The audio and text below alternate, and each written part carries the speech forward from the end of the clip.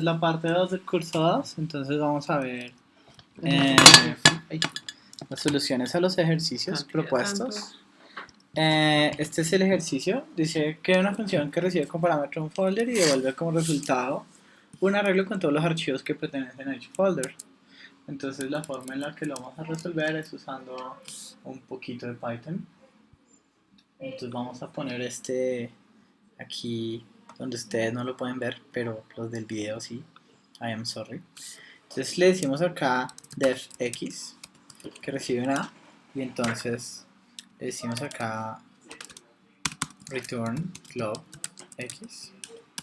Ahora podemos llamar a x y pasarle una folder, y él devuelve todos los archivos que pertenecen a ese folder. Esa es como la idea del ejercicio. Bueno, entonces ahora pasamos a herencia. Esto es un ejemplo de una clase. Entonces esta clase contiene, como pueden ver, ¿Por qué no muestras métodos. lo que escribiste ahorita? Pues claro, así con mucho susto. Así. Esto. Esta es mi función. Y entonces lo puedo llamar así. Y él devuelve esto. Pero para llamar a esa función tienes que primero hacer esto.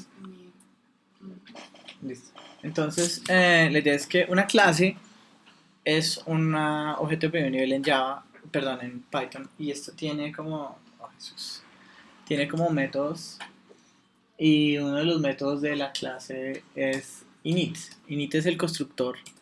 Normalmente en el lenguaje de programación el constructor se llama igual que la clase, pero en este caso se llama init. Y es todas las funciones, todos los métodos de una clase reciben como primer parámetro self. Voy a repetirlo porque esto es muy importante. Todos los métodos de una clase reciben como primer parámetro self. El error más común que van a cometer es que se les olvidó poner self. Siempre pongan self. Si no le ponen self, el software va a fallar. Entonces, self es una referencia a this. Es como este objeto. Entonces, yo puedo crearle propiedades al objeto diciéndole self appname tal cosa, self version tal cosa. Las propiedades no tienen que tener doble underscore como en este ejemplo. Y entonces acá lo imprime usando ahí como la interpolación de Python. También podemos ver una función main que lo que hace es que crea una clase. Para crear una nueva instancia de la clase, ustedes simplemente llaman el nombre de la clase. No tienen que usar la palabra new. Aquí el new está implícito.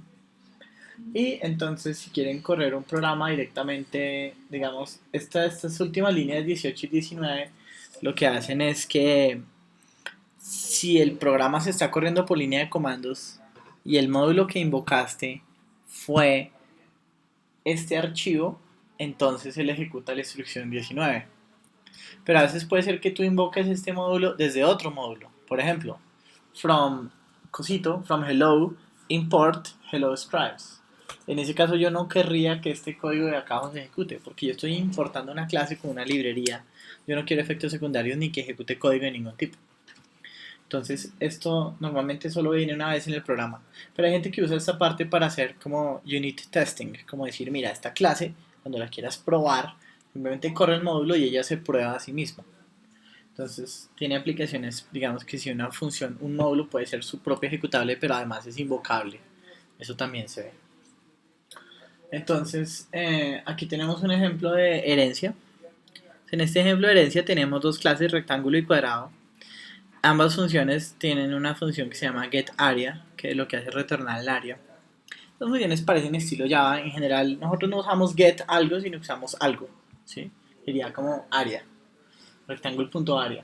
Entonces la idea es que acabamos de ver el constructor tiene dos variables, LAPAD y HBA. Y luego el getArea, entonces retorna como el lado por la altura.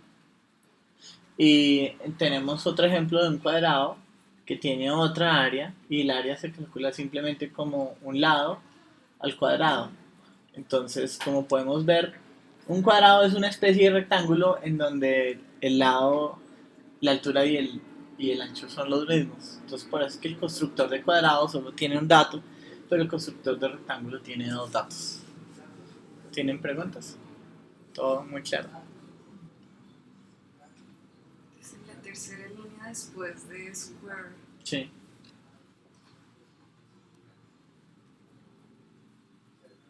Ah, no, ya entendí. Lo que estamos haciendo es llamando la clase ¿sí? rectángulo. Entonces sucede que la clase cuadrado hereda de la clase rectángulo. Y la clase cuadrado llama al constructor de la superclase usando el nombre de la clase. Es decir, tenemos una herencia, digamos, si yo tengo una herencia con 5 niveles de herencia, yo podría tener 5 padres, ¿sí? Mi papá, mi abuelo, mi bisabuelo. Yo le estoy diciendo a cuál de mis constructores padres estoy llamando y le estoy bajando los parámetros que recibe, en este caso el lado repetido.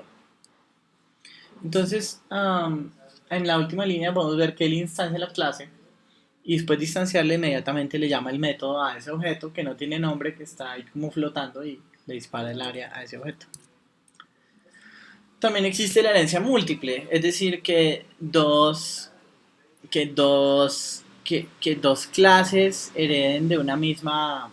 Esto se explica mejor acá. Tienen dos clases y ambas clases heredan de una misma clase. Entonces, esto es un problema a veces porque uno puede tener una misma función y entonces él no sabe a quién tiene que llamar. Entonces, digamos que, como podemos ver acá, tenemos un objeto first que tiene un constructor, un objeto second que tiene un constructor, una clase third que hereda del primero, perdón, el segundo y el primero, el segundo y el tercero todos heredan del primero, ¿verdad? Y el cuarto hereda del segundo y del tercero, lo cual nos pone en una situación como esta. Entonces, en ese momento, cuando yo llamo a init, Python no sabe cuál de los tres constructores padres quiero que llame. Si quiero que llame a third, o a second, o a first.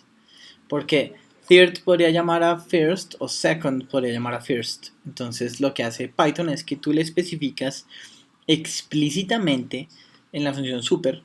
Tú le dices, mire, yo quiero que el constructor de fourth sea específicamente el inicializador, ¿sí? Entonces, esto es lo que uno quiere evitar y es crear dependencias de tipo diamante, porque él no sabe qué tiene que hacer.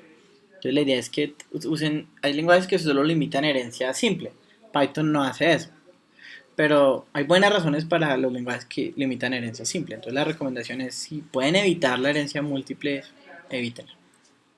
Entonces, el segundo ejercicio es, creen una clase que se llama archivo, que tiene un constructor el cual tiene un parámetro que se llama el nombre o path. Y luego ese archivo tiene un método que se llama getSize. Y getSize devuelve el tamaño del archivo en bytes. ¿Listo? Entonces crean x igual archivo, abre paréntesis, c2 puntos archivo txt, cierra paréntesis, punto getSize, me tiene que decir 500 bytes, etc. ¿Listo? Ok, entonces ya está. Creo una clase de archivos. Usar procesos. ¿Quieren el ejemplo? Sí. Este ejemplo, ¿está bien? Entonces vamos a crear una clase. Puede decir